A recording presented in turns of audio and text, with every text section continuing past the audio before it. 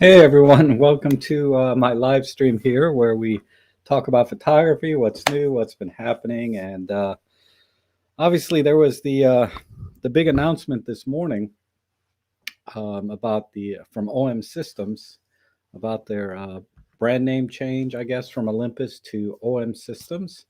OM standing for Olympus Maitani. Maitani um, being the guy that designed the original Pen F and the uh, the OM1, which I have both of those cameras actually. I'm trying to get out and shoot some more film. I dug out all my cameras and I've got 5 film cameras right now, all with film that needs to be finished. I don't know how it got all spread out like that, but anyway, let's talk about the um, the live announcement this morning. And the main thing I was looking for, and I think what most people were looking for, was the announcement about a new camera coming. And just like they were saying on 43 Rumors, there's a very, very subtle hint about what the new camera might be. And they actually did show for a couple of seconds a picture of it during the live stream. And I could only pick up a few small cues that what it might look like and what it's going to be. So basically, it's going to be um, looks like an looks like the next version of the EM1 Mark III, but they're changing the names potentially to OM1D Mark IV. I'm guessing. Maybe they don't need to start at 4, they can just start at 1. They'll just call it the OM1D, the Mark 1, right? Why not? Why go to 4 if you're changing the name anyway? So that's one of my thoughts, but let me check in who's here real quick. And I know it's a very short notice stream. I just put it up like 15 minutes ago or so. Because I wanted to stream yesterday, but I was like, well, they're gonna have the announcement today, so I just thought I'd wait one day. But I don't know if I can stay as long as I normally do because I have some photo jobs I need to follow up on. But anyway, let's see. Narrowband is here. Hey Ben, how you doing? Yeah, Ben's been texting me this morning, and he pointed something out that I kind of overlooked on the new system. And I took some screenshots, and I'll show you guys. Plato's here. John is here. Good to see you. And John Wood, uh, White, Whiteaway or Widoway. How you doing? And Stephen Long, always good to see you. And let's see. Um, Chris Patmore, John Follows says, now it seems that OM Systems have officially told us what we really knew already. Yeah. And Nigel, hello. And John Lube says, not sure why they need all the hype and stream just to announce what we already knew. Well, it just makes it official, right? When you hear it from them, they have their PR department and they have to. So I think it's important to make announcements official, right? Because once it's out there directly from the company, um, they're going to have, we're going to be watching them and they have to be committed to that, hopefully. Yeah, same logo and everything, right, Chris? Um, yeah, the original OM camera, because originally I think they were supposed to be called the M1, but because of some dispute with Leica, they changed it to OM1, their first DSLR or SLR camera, I think. And Casper, hey, long time. David Black, good to see you. And yeah, Ben says here the key word that he got from it was it's in the final development stages, uh, which is good. Hi, Jeff. Jeff Painter's here. Boris from Istanbul, awesome. Andrew Galloway, good to see you. And let's see, did they announce the WoW camera? They didn't announce it so to speak. They just hinted that it's in the final stages, as Ben just said, for development. So what does that mean? I mean, I think it's harder to commit to a date release, or yeah, certainly not everything that's going to be in the camera at this point, because the chip shortage, if that's a real thing or not, I don't know, but it seems to be affecting a lot of the supply of electronics. And so I can understand why they're not going to commit too soon to a release date, right? Um, because Nikon does that a lot, right? They make these announcements, they take pre-orders, and then they don't deliver because they couldn't produce them for one reason or another. So hopefully that doesn't happen to us. And Simon says, I missed the announcement and the announcement about the announcement. If they'd only made the announcement that there was going to be an announcement about the announcement. True. Uh, and Happy Dance Bozo from Japan. Hello. Well, I don't get too many visitors from non-English speaking, natively English speaking countries. And System Tour is here, Jacob. Wow, lots of people here. That's awesome. And Andrew was hoping they'd announce some lenses, the 20 mil and the 40 to 150 f4.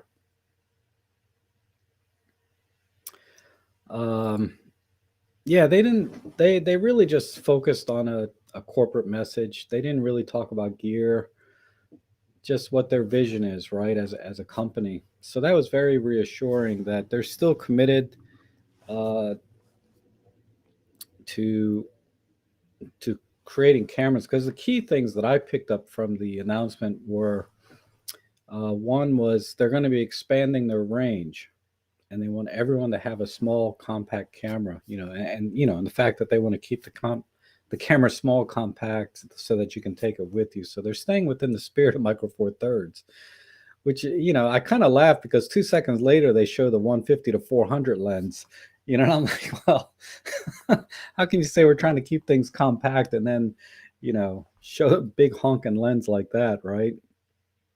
I mean, I get it.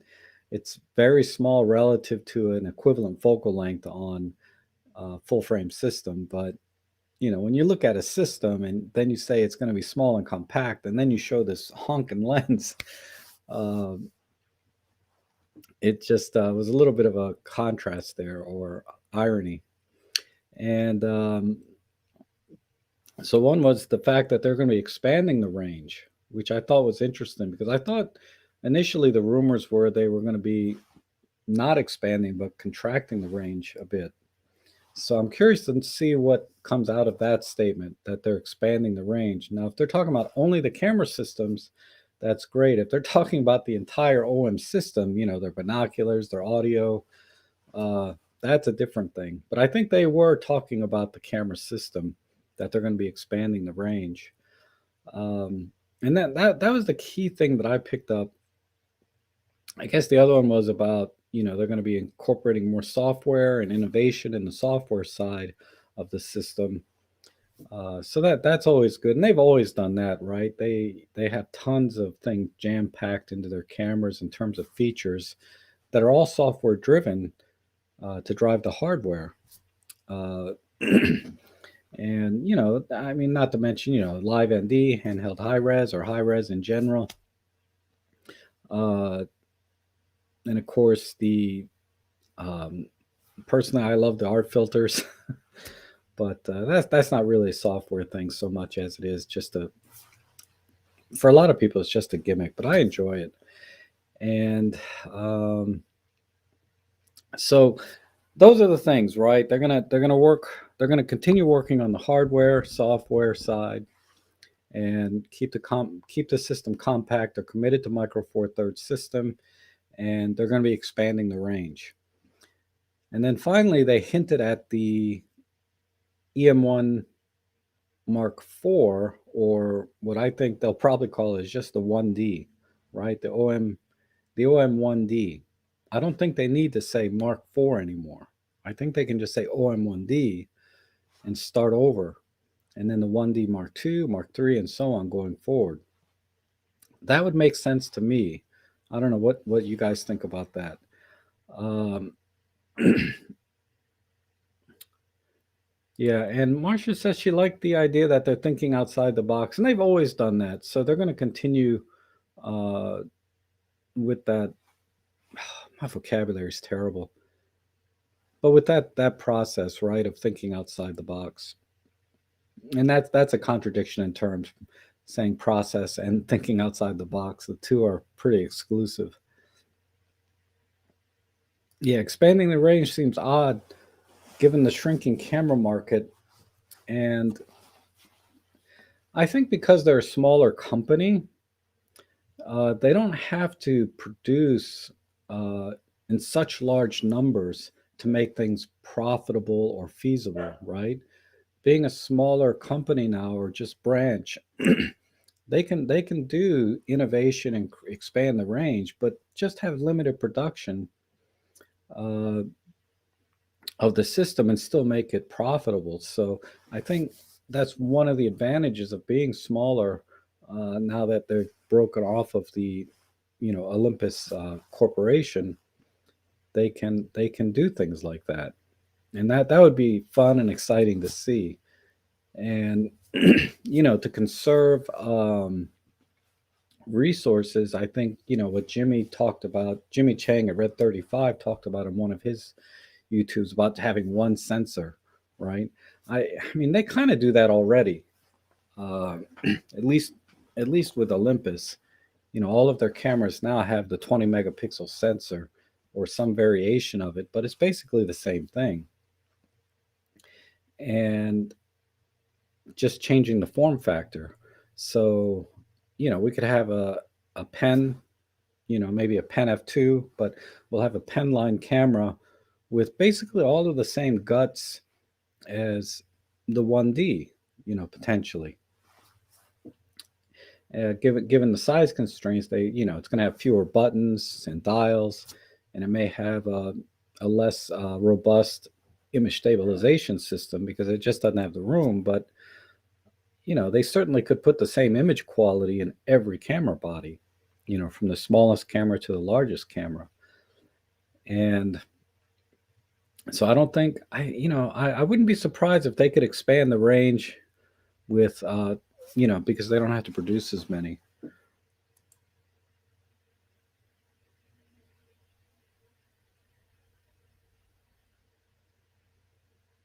And Stefan thinks it was an embarrassing announcement. I don't know. It certainly was uh, lean, right? Because the statements they made are very similar to the statements that they had years ago, right? They've always been about small compact systems. But if you look at a lot of the B-roll in the video, it was all about being outdoors, right? Um, and taking the camera with you on all these adventures. So, you didn't see, um, and if I missed it, but I didn't see like a ton of sports action type things, right? Or macro photography, or those kinds of things. I did see an astrophotography thing, and I saw some landscapes and some foliage. Uh, harsh weather conditions, things like that. So I can't remember. I'd have to watch it again. I just watched it one time this morning, and then decided to put the stream together because, like I said, what I focused on was the camera. Um, and John's wondering if they're going to continue. I think they will.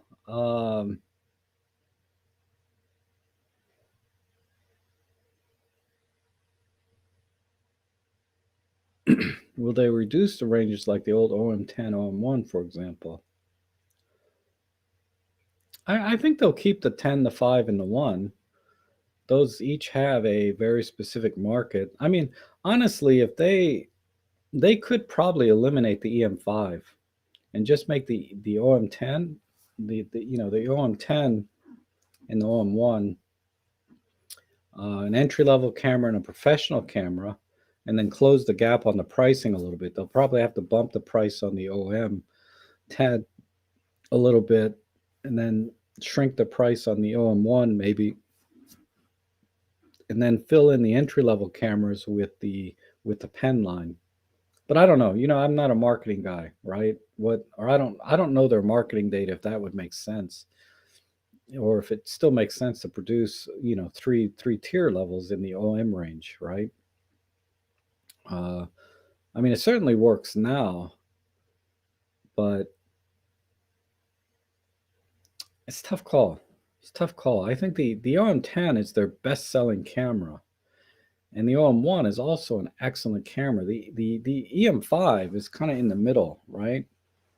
And when I looked at they had this big October fall event sale, 20% off everything on their refurb products. And one of the last things available were the EM5 Mark IIIs and the Pen PL10 and the PL9, but um, the Pen F was gone, and it would seem to me, and the EM10 Mark II was sold out. So the EM10, I mean, I don't know how much they had on hand, right? But the EM10 was Mark II was sold out. The Pen F Silver, the Pen F Black were sold out. So what was available were like the EM10 Mark III, Mark IV, the M1 Mark II, Mark III, and the M5. So just about everything else was still available. Uh, so you can draw whatever conclusions you want from that. I mean, I think pricing kind of takes the EM1 Mark III out for most people, and the EM10 Mark II is the cheapest camera on there, I believe, other than the TG6. And surprisingly, that was still available to the last minute. A lot of the lenses were sold out. The 40 to 150, the 100 to 400. Those. I was this close to getting the 100 to 400 because at 20% off, it was like under $1,000, and then I could have got the 1.4x or 2x teleconverter at a discount, and I could have bought the pair for less than what one new lens would cost, right? I was so close. Um,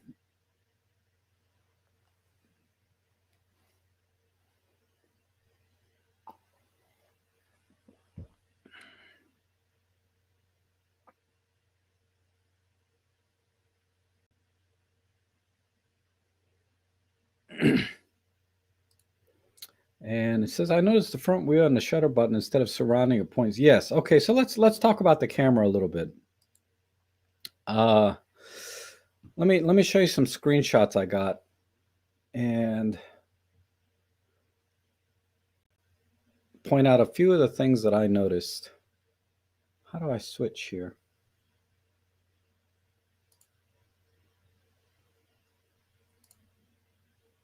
I can just play the video, but I'd rather show yeah. Cam left. All right, so here's one picture, right? And this is something Ben pointed out, is if you look, hopefully you guys can see my mouse. Right here, it looks like the EVF has been, on the EVF itself, this is the EM10 Mark, or I'm sorry, EM1 Mark III. The eye sensor is over here on the right side of the EVF. On this camera, it looks like the eye sensor is underneath on the bottom. And that's something Ben over at Narrowband Channel picked up.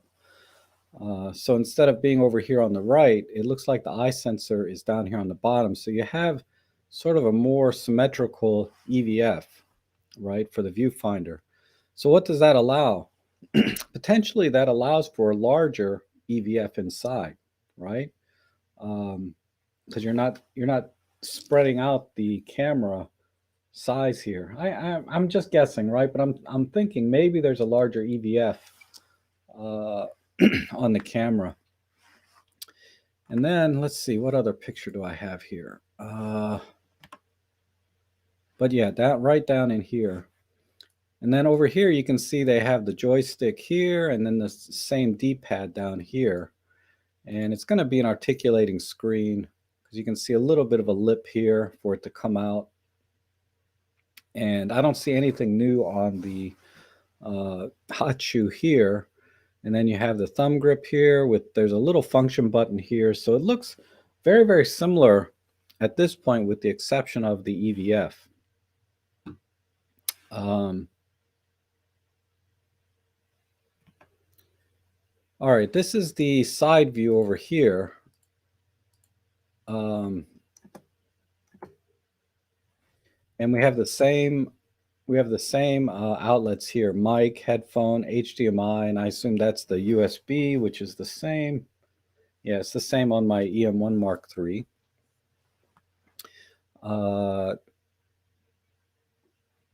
And let's go over here.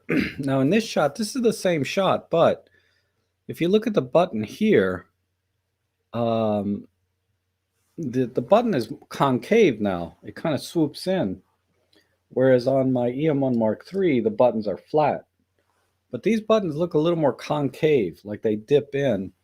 And when I looked closely at this button here, I did notice it said AF and um, the AF and the metering mode icons were on the top of the button here. So I don't know what would be on the bottom half, but it doesn't look like there's two buttons here, but it's very hard to tell from this picture. And then there's additional ridges in here, which is kind of interesting. There's a little bit of a split right here. So there probably is two buttons here, but it's just not obvious from this shot. And I couldn't find an angle that really highlighted this too well. But that's the other thing I noticed. And then this shot here, let's see, if we punch in, you can see the letters AF, and then the whatchamacallit, the metering mode icons right here. It's probably hard to see in the stream, but if you look at this online, you'll see it. But what's interesting is right up in here. Oh, come on, zoom in.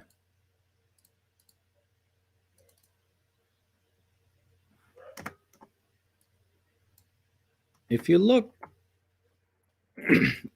at this corner right here, you see this ridge right here? That to me looks like a top plate display, whether it's LCD or some kind of other display tech, like you see on the Fuji films. But it looks like there's going to be a top plate LCD. If you look very closely, let me see if I can really emphasize that here. But you see this little lip right here behind the front dial. There's a flat area with a little hump, which would imply that there's an LCD or some other sort of OLED display on the top. Which, man, that alone would make me buy that camera. I mean, that I just love the top plate LCDs, whether it's LCD or OLED. That would that would just make me buy it right there. But that's just me. Okay, let's go to another shot. In this shot here, this is kind of the same thing. Yeah, that's. But here we have a little bit of a view of the side, which is interesting how it's beveled like this. I'm curious, how, so they've definitely made some design changes to the overall body. And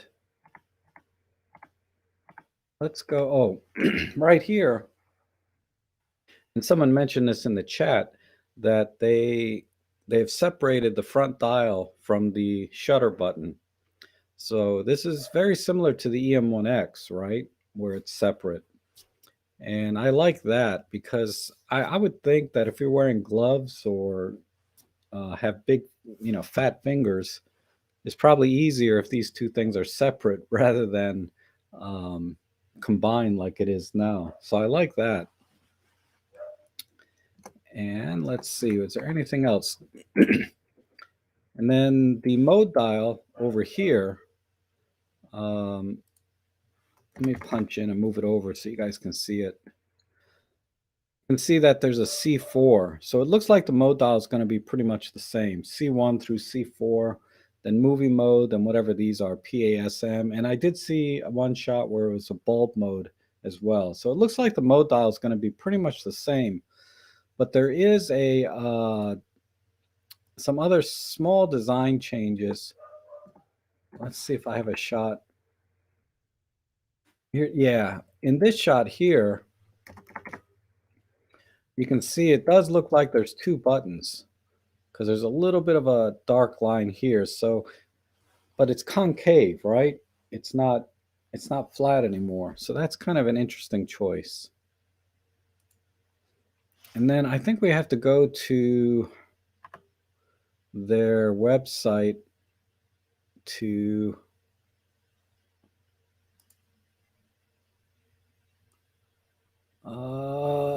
where's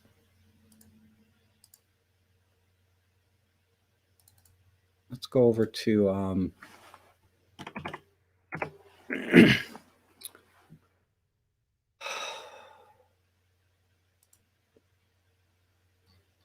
what happened to that picture?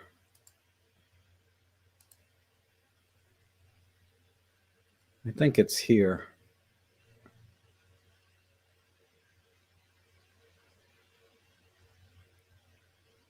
Yeah, this picture here. If we look at the so down here is a picture of the camera itself, right? You notice that the front, the hump here, the prism, or not prism, but you know this little EVF hump here is now rounded, and there's no name here visible. Whereas if you look at the EM1 Mark III, which they're showing over here, you can see we have a sharp corner and an edge for the Olympus logo, but on the new camera, this looks a lot smoother and they've kind of blacked it out here. And if you look at the dial, we can now see the PASM very clearly. There's a B mode over here. And then the other side is going to be the C1 through 4 plus the bulb, plus the movie mode. And then here you can see again the top plate LCD, right? Let me save this image to here.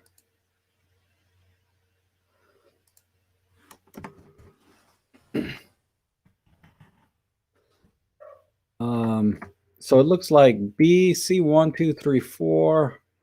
That's movie mode. 1, 2, 3, 4. So there might be something here, but I'm not sure. But look at this dial here. There's another slight design change here compared to the EM1 Mark III. You'll see that there's a little the knurling has been split on the EM1 Mark III. I mean, these are very small changes, right? Versus over here, it looks like it's just one knurled dial instead of a split knurl here. And again, over here, you can see the top plate. You can see a space here for a top plate LCD or OLED display, which is what interests me a lot. If it doesn't have it, you know, I'm going to be so disappointed again. I was so hoping the EM1X had that, because the EM1X was, you know, I would have probably bought it if it had a top plate. But without that, I'm like, there was just nothing there for me that my EM1 Mark III can't do, right? For the most part. Okay. But that's everything that I noticed. You know, there's a design change here. You can see the bevel. And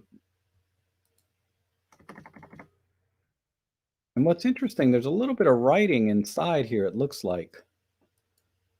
Let's see if I can. That might just say on or off, because that's the on-off switch there. But this is an interesting design here. The way this is beveled and curves up. I like that. if we look closely at the EVF hump and all of that. So I think we've covered it all. It looks like there's some buttons here. Um, maybe right here, maybe a button or something.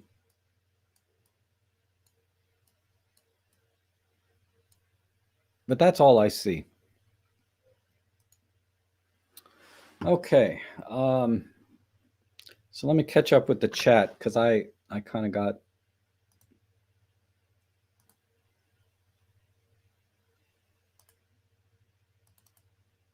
All right.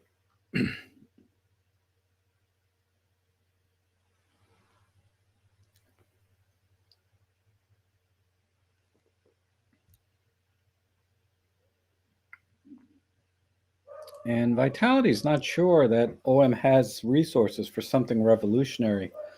Well, you got to remember that typically it takes years to develop a camera.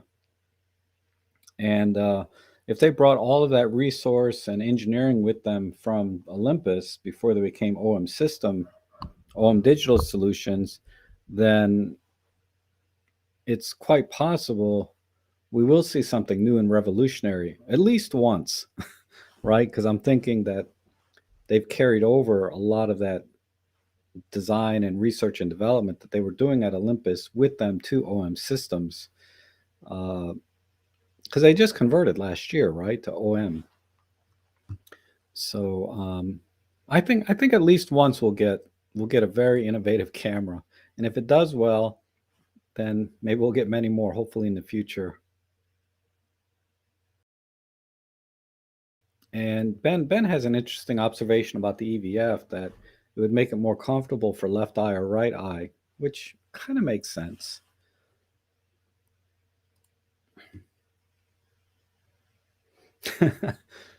um,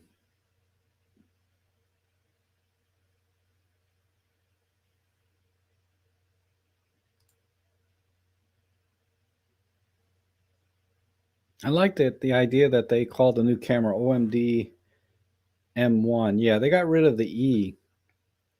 Like I said, I think they're just going to say OM1D. That would be ideal. So OM1, right, like the film camera, then they just put a D on for the digital. And I think they can skip saying Mark IV. They just have to say OM1D. It's a whole new branding system. So start over. Why not?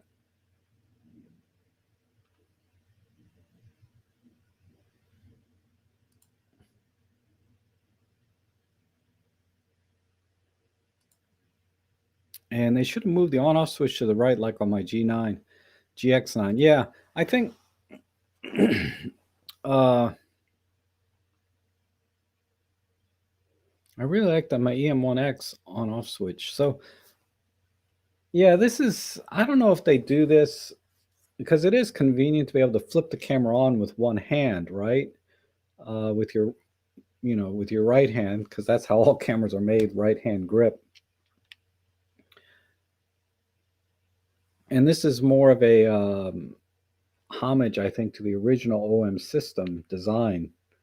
But I'm fine with it either way. I don't, because once I go on a photo walk and I turn the camera on, it stays on until I'm done. Uh, but there might be some of you that have a workflow or habit of turning the camera on and off with your right hand, on other camera systems, and that's I'm not saying that's good or bad. It's just another way of working with your camera or using your camera. But I'm fine with just turning it on. I don't care where the on button is personally. Um, and Randy doesn't want a top or doesn't need a top plate LCD. Nobody needs a top plate LCD, right? I just want one. I want top plate LCD and lighted buttons, right? Have them illuminate red instead of white. Just have a red illumination. I forget which camera I saw that does that, but have red illuminated buttons and a top plate OLED display. Man, that would be, and I've been saying that for years. Nobody's listening to me, but that would be freaking awesome. I mean, it's all about your experience with your camera, right? It's not so much the technology and the image quality and all of that. Ultimately, those things are important, but to me, it's more about the experience of using the camera, which has always been the number one reason I like Olympus. Is it gives me a really enjoyable experience of doing photography. Um, so I like those vanity items. Red illuminated buttons and a top plate OLED display. A larger, higher res EVF would be nice, and back screen, live view screen. But ergonomically, man, the Olympus is the best I've ever used. Most enjoyable, I should say.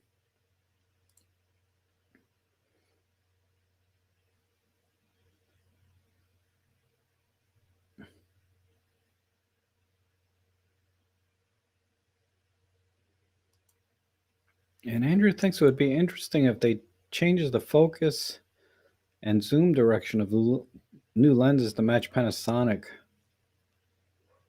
I don't know. This I don't know. The they have a pretty. I mean, they have. There's a lot of overlap between the two systems, between Panasonic lenses and Olympus lenses. But I always tell people buy the Olympus lens if you have an Olympus body. It just there's just a little bit of some inconsistency and loss of features when you buy a Panasonic lens. And Panasonic lenses, the ones with image stabilization, you lose even more functionality because you can't use the image stabilization in the lens, or you have to pick one, but you can't combine them, right? Between the lens and the body. Never mind like high speed or pro capture. I think you lose pro capture low, and you also lose focus stacking in camera and some other things. You get focus bracketing, but focus stacking, I think you lose. And you also might lose high res shot mode. Well, no, that still works. But yeah, there's just some inconsistencies. And every time you see a firmware update, every other one seems to be about some lens compatibility issue between Panasonic and Olympus, whether it's the lens, body, vice versa. Uh, I think Robin Wong was the one that was saying they need to work together more so that the lenses are 100% compatible with each other. And that would be nice, but that'll probably never happen. Yeah, illuminated buttons, right? That would be awesome. And and I'm thinking red for astrophotography, right? Because that has the least impact on your night vision. I assume because everything is red when I go out, and do astro. When I see astrophotography guys, they got red lights and stuff. At least make them glow in the dark. Put some loom in there. I don't know. Anyway,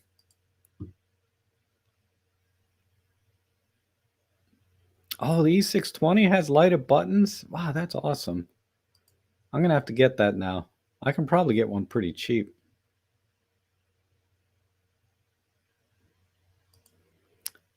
Isn't there a menu option for changing the direction of focus? I'm not sure what you mean by direction of focus. If you mean the focus point, I mean you would just use the joystick. I'm sorry, I'm not sure what you mean by that.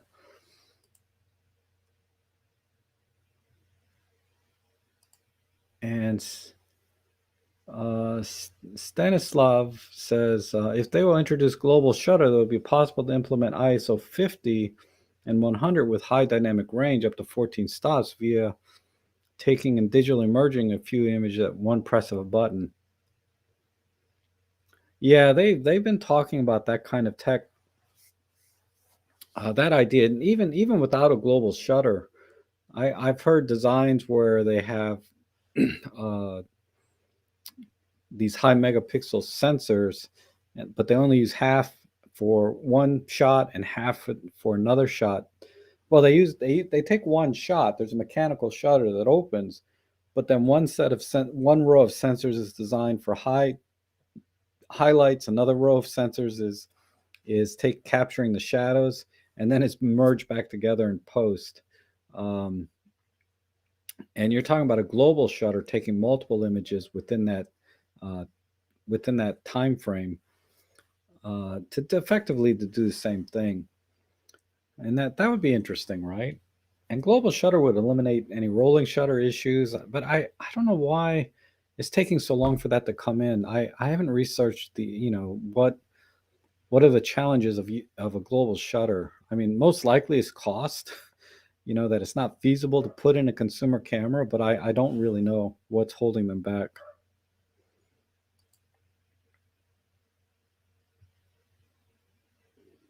Okay. The way you turn the focus ring.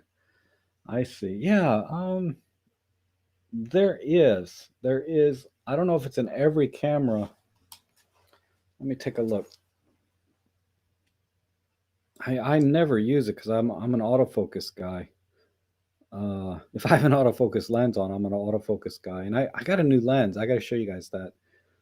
Um, let's see. I believe it's in the button menu, but let me just double check.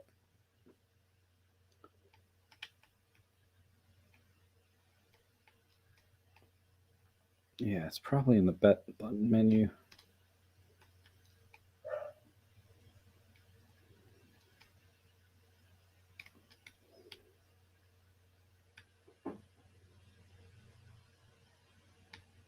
Man, okay, I'm stumped.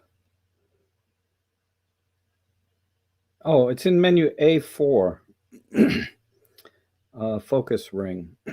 So in the autofocus menu on the M1 Mark III, it's A4, and you'll see focus ring. Um,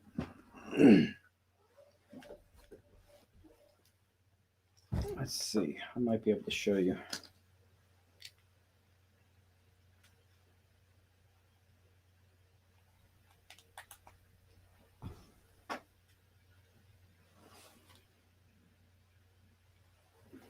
So you go into the menu,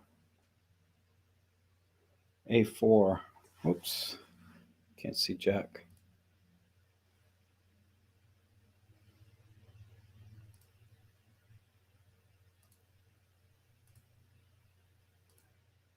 Yeah, this one.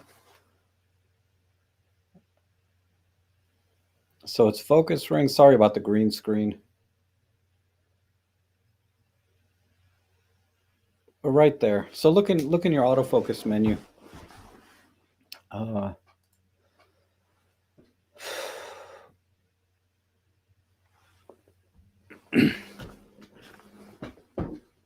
okay. Oh, Plato. Plato says A4. Thank you.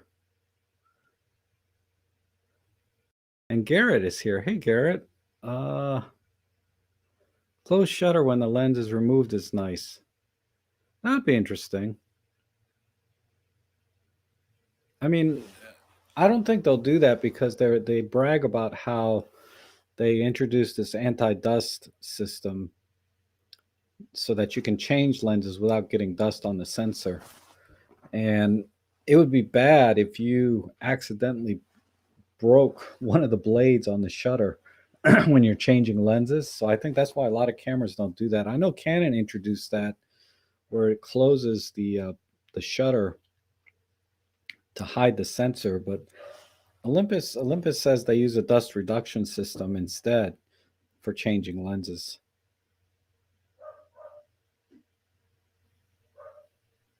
Oh, hey, Demorkin, how are you?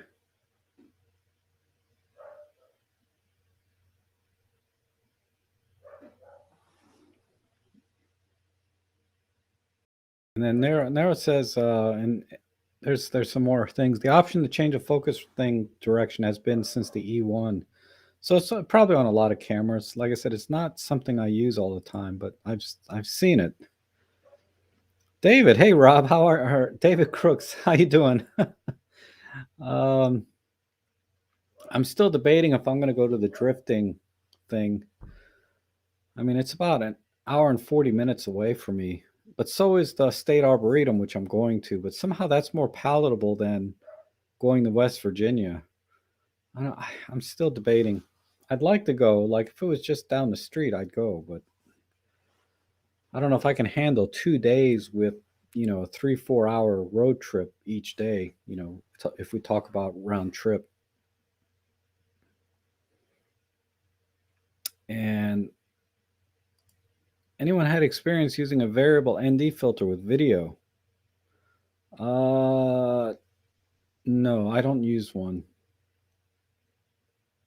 But if anyone else can answer, I think the concern is with variable ND filters, um, you might get some color shifting and sort of some shadowing and X pattern type things. So what I did is now for photography, I know my variable ND filter has minimal color shifting, if any. I mean, I haven't measured it, but I didn't really notice any problems with color shift. And it has full stops. Like the variable ND the ring doesn't turn 360 all the way around.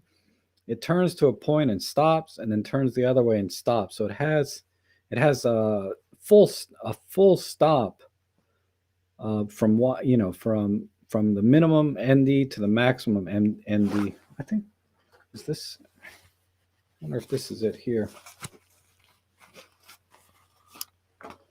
Well, no, this is a polarizer. So the polarizers, go full 360, right? But the variable ND that I got, what brand is it? I can't remember. But you turn it and it stops, and then you turn it the other way and it stops. That keeps it from going too far and creating that X pattern when you're adjusting the ND value. So that's all I can contribute to that. And Adam, hey Adam, wow, it's been a long time since I've seen you. Good to have you. And then here's a question: can you explain the CAF center start and center priority differently from each other? Ooh, okay. So this is another thing that I rarely even think about. Uh, but let me see. CA center start. So when you're using, say, 5 point autofocus, where you have, or 9 point, let's say it's a 3x3 grid, right? Focusing point. When you have the center start priority, it's going to start in the center to look for a focus, something it can focus on. And if it doesn't find focus in the center point of those 9 points, then it'll start scanning around the other points. So that's all that means. So it's going to start at the center, and then center priority is just saying that look at everything, but if you see something in the center, pick that, because sometimes it might see 3 or 4 points that it can focus on, and if the center point is a point it can focus on, it's going to choose that instead of any of the other ones. So that's what center priority is. So center start says always start at the center and then look around. Center priority is if you see 3 or 4 points that you can focus on and the center is one of them, pick the center. So that's the difference, the way I understand it.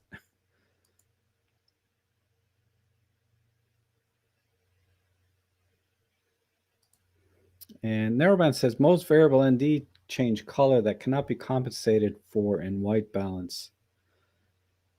Yeah, because white balance is really, I mean, we're talking about color and tint, right? ND filters tend to add a tint to the white balance, and it's very hard to correct for that, right? It's shifting things in a way that, because white balance, when you adjust white balance, it changes the values equally across the RGB channel, whereas tint changes the individual channels, whether it's red, green, or blue, to a different value instead, independently of all three values. So white balance changes all the values equally as you go up and down the scale, versus tint changes the RGB channels individually. So you can change white balance and tint at the same time. And that's what's happening with the ND filter. It's introducing probably not only a white balance shift, but also a shift in tint, if that makes sense. I don't know. Maybe you can clarify that better. Ben would know. He's hardcore into astrophotography, which requires extremely accurate colors, so he understands uh, color very, very well.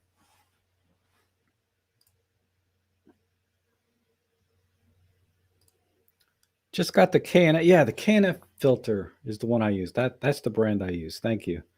Wondering if it affects autofocus when shooting in video mode, although a lot of video is manual. Yeah, it will affect autofocus in the sense that it's going to make it harder for the camera to autofocus because it's not getting as much light.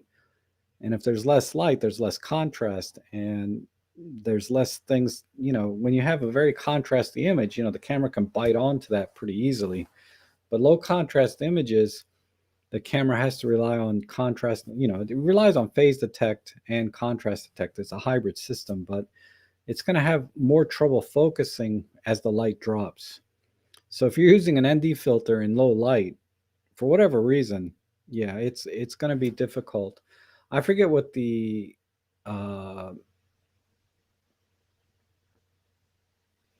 yeah. So if you're like at f5.6 and then you have your ND filter on top of that, camera's going to struggle because you're effectively at f8, f11, you know, from with respect to what the sensor is seeing in terms of light. So it's reducing the light hitting the sensor and the AF grid. So it's going to have more trouble focusing, but it's not going to affect the accuracy once it locks on, so to speak. If it sees it can focus on something, it will accurately focus on that as well as it would any other time. It's just going to have more trouble focusing because there's less light and less contrast when you use a ND filter.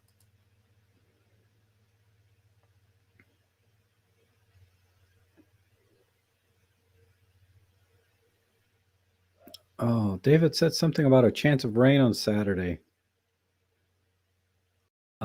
Yeah, so they won't have the drifting thing if that happens, I guess.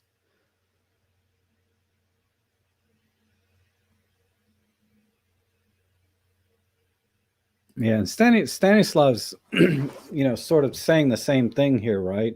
Anywhere from 2 to 5 stops is okay if you're wide open. But in video, a lot of times you're at f5.6. And if you add another 5 stops on top of that, the sensor's only getting what? 8, 11, 16, 20. I lost track here. 22. And then, anyway, there's no way the camera's going to focus if you're at f5.6 and you got 5 stops on top of that. It would really struggle, I think.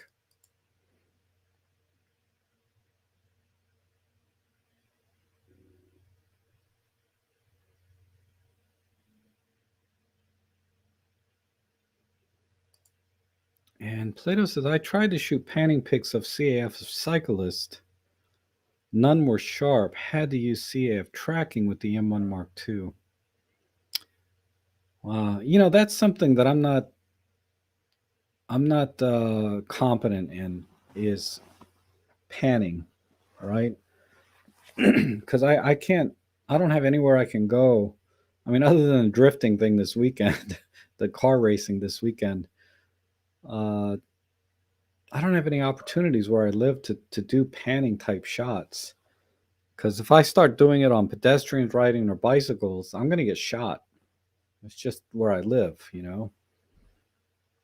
Uh, everybody seems packing. Or anyway, um,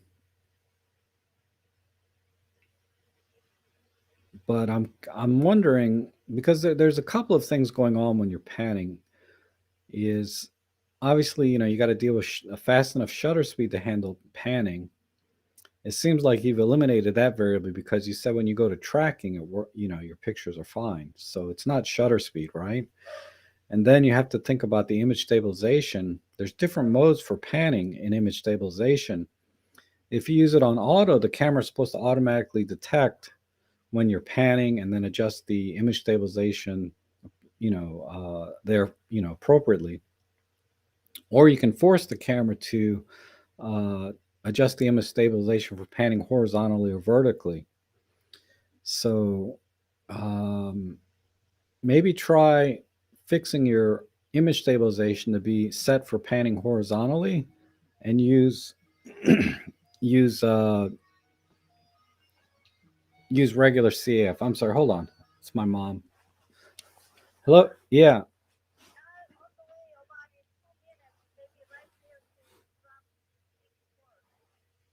they're coming to my house. Oh, all right, all right. Um, okay, thanks. All right. Bye. Yeah, okay.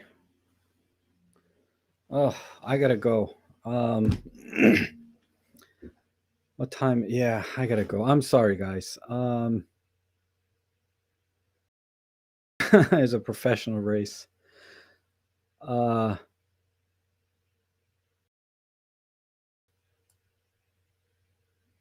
yeah. Anyway, I'm sorry, guys. I have to run, but nothing urgent, or it's not an emergency. Nothing's wrong. I have something. I'm having my oil tank put in. If you guys know, been in my streams, you know I've been talking about replacing my oil tank. So they're coming now to deliver that, and I need to move all my cars so they can put it in the back and all that. So I have to go. But it was great seeing everybody. Um, I'm pretty excited about this new EM camera that could be coming out. Hopefully they'll give some more specs soon. Uh, but in any case, thanks for joining me today. It's great seeing everybody. I'll see you guys again soon. Ooh.